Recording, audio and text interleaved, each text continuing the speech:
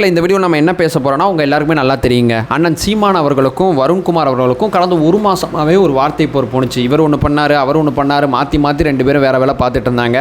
இவர் பார்த்தீங்கன்னா நாம் தமிழர் கட்சியில் அவதூறு பண்ணுறவங்களோட லிஸ்ட்டை வந்து சோஷியல் மீடியாவில் வெளிப்படுத்தினார். அதுக்கப்புறம் பார்த்தீங்கன்னா சோஷியல் மீடியாலேருந்து வெளியே போனார். அதுக்கப்புறம் சீமான் மேலே வழக்கு தொடுப்பேன்னு சொன்னார். சீமான் மேலே கோர்ட்டு கேஸு நான் அலைவிடுவேன்னு சொன்னார். ஒரு பக்கம் சீமான் அவர்கள் நான் அதிகாரத்தோட உச்சத்தில் போராடிக்கிட்டு இருக்கேன், போப்பா தம்பி ஓரமா அப்படிங்கிற மாதிரி சில விஷயங்களை அண்ணன் சீமான் அவர்களும் பதிவு செஞ்சாங்க.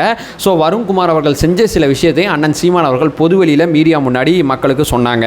ரெண்டு பேர் பிரச்சனை அதோட முடிஞ்சுன்னு சொல்லி நம்ம நினச்சோம்னா இந்த பிரச்சனை முடியலை.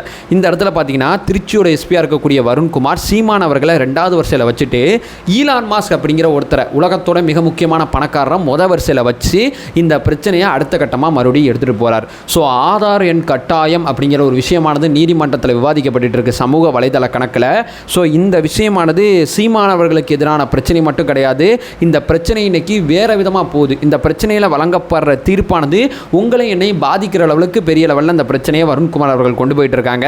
இதை பற்றி ஒரு தெளிவான புரிதலை இந்த வீடியோவில் ஏற்படுத்திக்கலாம். உற்சாக வணக்கங்கள், வாங்க பதிவுக்குள்ளே போகலாம்.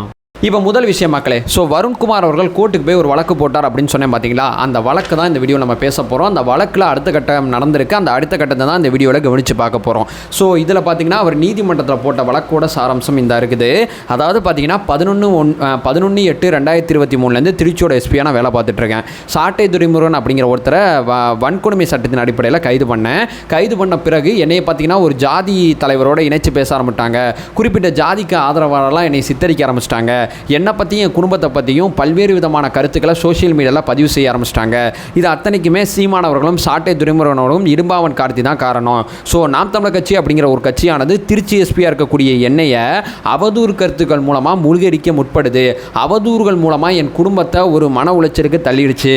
ஸோ இந்த கட்சி மேலே நடவடிக்கை எடுக்கணும் அப்படின்னு சொல்லி ஒரு புகார் நான் வந்து காவல்துறையிட்ட கொடுத்தேன்.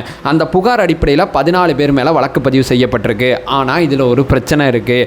அந்த பிரச்சனையை நீதிமன்றத்தால் மட்டும்தான் சரி பண்ண முடியும். அதனால தான் நீதிமன்றம் வந்திருக்கேன் அப்படிங்கிற ஒரு சில விஷயத்த சொன்னார். என்ன பிரச்சனை அப்படின்னு சொல்லி இன்னும் கொஞ்சம் டீட்டெயிலாக தன்னுடைய மனுவில் குறிப்பிட்டிருக்காரு. அது என்னன்னு சொல்லி கேட்டிங்கன்னா, நாங்கள் புகார் கொடுத்தோம்ல, இந்த புகார் அடிப்படையில் 14 பேர் மேலே வழக்கு பதிவு செய்யப்பட்டிருக்கு. ஆனால் என்னை பற்றியும் என் குடும்பத்தை பற்றியும் இந்த 16 பேர் மட்டும் அவதூறு பரப்பலை. இன்னும் நிறைய பேர் இருக்காங்க, அதோட பட்டியலே என்கிட்ட இருக்குது.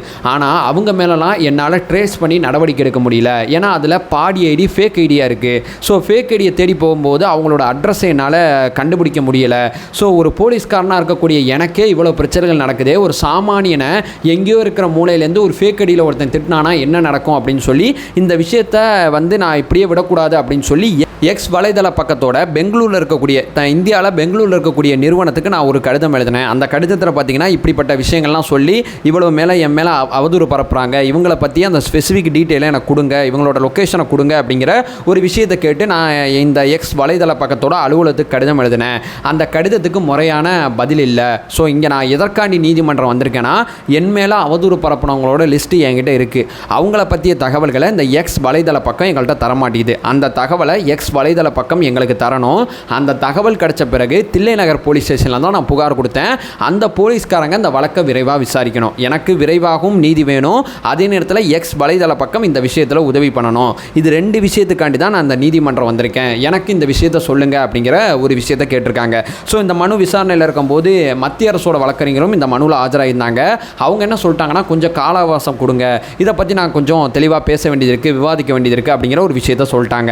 அடுத்ததாக பார்த்தீங்கன்னா, நம்ம வருண்குமார் எஸ்பியோட மனுதாரராக இருக்கக்கூடிய வழக்கறிஞர் என்ன சொல்கிறாருன்னா, தகவல் தொழில்நுட்ப சட்டத்தின் அடிப்படையில் அது கூட இந்த இருக்குது 24 மணி நேரத்துக்குள்ள தகவல் தொழில்நுட்பத்தில், அதாவது இந்தியாவில் இருக்கக்கூடிய சட்டம் அடிப்படையில் இதற்குன்னு தனியாக ஒரு அதிகாரியாக அந்த வலைதள பக்கம் போட்டிருக்கணும். அந்த அதிகாரி 24 மணி நேரத்துக்குள்ளே ஒரு பதிலை கொடுத்துடணும். ஒன்று நான் அந்த கடிதத்தை பார்த்துட்டேன்னு சொல்லணும், இல்லை ஆமான்னு சொல்லணும், இல்லைன்னு சொல்லணும், பரிசீலிக்க போகிறேன்னு சொல்லணும், இல்லை மாட்டேன்னு சொல்லணும். ஏதோ ஒரு பதிலை 24 மணி நேரத்துக்குள்ளே தரணும். ஆனால் வருண்குமார் விஷயத்தில் அந்த விஷயம் நடக்கவே இல்லை. 30 நாளுக்குள்ளே இவரோட கோரிக்கையை ஏற்கும் வகையில் இருந்தால் அந்த கோரிக்கையை வருஷக்கணக்காக இழுக்கக்கூடாது. 30 நாளுக்குள்ளே இவரோட கோரிக்கையை ஏற்றுக்கணும் அப்படிங்கிற விஷயமும் இருக்குது. இது ரெண்டையுமே இந்த எக்ஸ் வலைதள பக்கம் இந்தியாவில் ஃபாலோ பண்ணல. தகவல் தொழில்நுட்ப சட்டத்தை ஃபாலோ பண்ணாத இந்த ஆப்புக்கு நீங்கள் நோட்டீஸ் கொடுத்து இந்த ஆப்போட ஆப்போட ஸ்டேட்மெண்ட்டை கேளுங்க. கேட்டுட்டு இந்த ஆப்பை என்ன பண்ணணும் என்ன பண்ணக்கூடாது அப்படிங்கிற விஷயத்த ஒரு கட்டுப்பாடுகளாகவே இந்த நீதிமன்றம் மூலமாக சொல்லுங்க அப்படிங்கிற விஷயத்த சொன்னாங்க.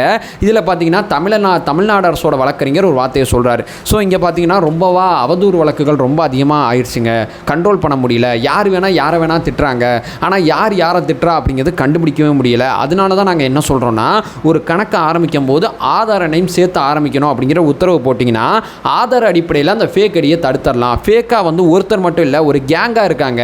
ஒரு கேங்காக இருந்துக்கிட்டு ஃபேக்கை பயன்படுத்தி அந்த ஃபேக் ஐடி அப்படிங்கிற ஒரு விஷயத்தின் பின்னாடி ஒளிஞ்சுக்கிட்டு பல்வேறு அவதூறு கருத்துக்களை பதிவு செய்கிறாங்க. ஸோ ஆதார் என்ன கட்டாயமாக்குங்க, இந்த பிரச்சனைகள் இனிமேல் வராது அப்படிங்கிற விஷயத்தை தமிழ்நாடு அரசு வழக்கறிஞர் நீதிமன்றத்தில் சொல்கிறார்.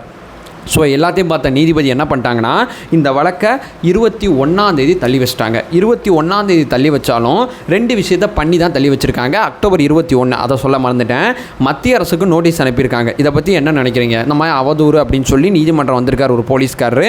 இந்த மாதிரி எக்ஸ் வலைதள பக்கம் பதில் சொல்ல மாட்டேங்குது, நீங்கள் என்ன பண்ணலாம், என்ன ஐடியா உங்களுக்கு அப்படின்னு சொல்லி மத்திய அரசோட விஷயங்களை இங்கே கேட்டிருக்காங்க. ரெண்டாவது பார்த்தீங்கன்னா எக்ஸ் வலைதள பக்கத்துக்கு ஒரு நோட்டீஸ் அனுப்பியிருக்காங்க. இதை பற்றி நீங்கள் என்ன நினைக்கிறீங்க?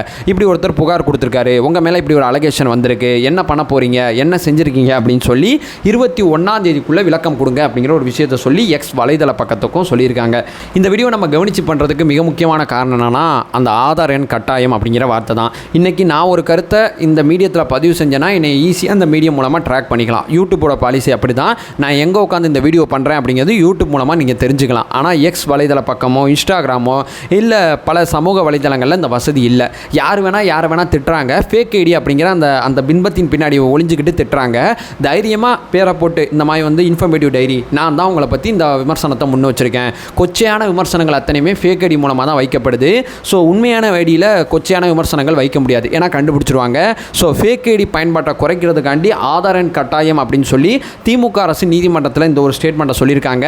இந்த ஸ்டேட்மெண்ட் எடுத்துக்கொள்ளப்படுமா, இந்த ஸ்டேட்மெண்ட் சரியாக இருக்குமா, இதன் மூலமாக அவதூறு கருத்துக்கள், அது வந்து வருண்குமார் மட்டும் கிடையாது, அண்ணன் சீமான் அவர்கள் மேலே கூட பல்வேறு அவதூறு கருத்துக்கள் இருக்குது. அந்த அவதூறு கருத்தை யார் வச்சதுன்னு சொல்லி கண்டுபிடிக்க முடியல, ஏன்னா அது ஃபேக் ஐடியிலேருந்து வைக்கிறாங்க. உண்மையான ஒரு ஐடியிலேருந்து வச்சா அந்த உண்மையான ஐடியில் வைக்கக்கூடிய விமர்சனமானது நாகரிகமாகவும் இருக்கும், இந்த சமுதாயத்துக்கு தேவையாகவும் இருக்கும். சமுதாயத்துக்கு தேவைப்படாத நாகரிகமற்ற அத்தனை கருத்துக்களுமே ஃபேக் ஐடி மூலமாக தான் வைக்கிறாங்க. ஸோ தமிழ்நாடு அரசு இங்கே ஆதார கட்டாயமாக்கணும்னு சொல்லியிருக்காங்க. ஒருவேளை இந்த நீதிமன்ற தீர்ப்பு ஏற்றுக்கொள்ளப்பட்டால் அனைவரும் ஆதாரை லிங்க் பண்ணும்போது இந்த நேரடியாக மூஞ்சுக்கு நேரம் திட்ட முடியாதவங்க பின்னாடி போய் மறைமுகமாக திட்டுவாங்கல்ல, அந்த மாதிரி தான் இப்போ சமூக வலைதள பக்கத்தில் நிறைய விமர்சனங்கள் வந்துட்டு இருக்கு. அந்த விமர்சனங்கள் கொஞ்சமாவது கம்மியாகிறதுக்கு ஏராளமான வாய்ப்புகள் இருக்குது அப்படின்னு சொல்லி இதை பற்றி முழுமையாக புரிஞ்சவங்க தெரிவிச்சுக்கிட்டு இருக்காங்க. எனக்கும் ஆதார கட்டாயம் ஆக்கிட்டா ஒருவேளை அது மிஸ்யூஸ் ஆகவும் வாய்ப்பு இருக்குது. அதாவது எப்படி சொல்கிறது, இப்படி போகவும் வாய்ப்பு இருக்குது, இப்படி போகவும் வாய்ப்பு இருக்குது. ஆனால் இந்த பிரச்சனைக்கு ஆதார் அப்படிங்கிறது தீர்வு. ஆதாரை சேர்த்துட்டா வேறு சில பிரச்சனைகளும் ஏற்படவும் வாய்ப்பு இருக்குது. ஸோ ரெண்டையும் பேலன்ஸ் பண்ணுற மாதிரி இந்த ஆதார் அப்படிங்கிற விஷயத்தில் நீதிமன்றம் ஒரு முடிவு எடுத்துச்சுன்னா இந்த மாதிரி ஃபேக்கான பிரச்சனைகள் எதுவுமே வராமல் இருக்கும். என்னதான் இருந்தாலும் வருண்குமார் அவர்கள் மேலே விமர்சனம் தான் நேரடியாக வச்சுட்டு போயிடலாம். அண்ணன் சீமான் அவர்கள் வைக்கிற மாதிரி மறைமுகமாக பல கெட்ட வார்த்தைகளை பயன்படுத்தி விமர்சனங்கள் வைக்கிறது உண்மைக்குமே ரொம்ப தவறானது. ஸோ அதை சொல்லிட்டு இந்த வீடியோவை நான் என் பண்ணிக்கிறேன். நம்ம சேனலில் ஃபர்தராக ஃபாலோ பண்ணிங்கன்னா பொலிட்டிக்கல் ரீதியாக பல்வேறு விஷயங்களை பற்றி பேசிக்கிட்டு இருக்கோம். அடுத்ததாக இந்த வழக்கு அக்டோபர் 21 என்ன நடக்குது அப்படிங்கிறத நம்ம பார்க்கலாம் பொறுத்திருந்து. ஸோ அவ்வளோதான் மக்களை, வீடியோ என் பண்ணிக்கிறேன். நம்மளோட ஒரே நோக்கம் அறியாமை அகற்ற வேண்டும், அறியாமை அகற்றப்பட வேண்டும். Thank you so much.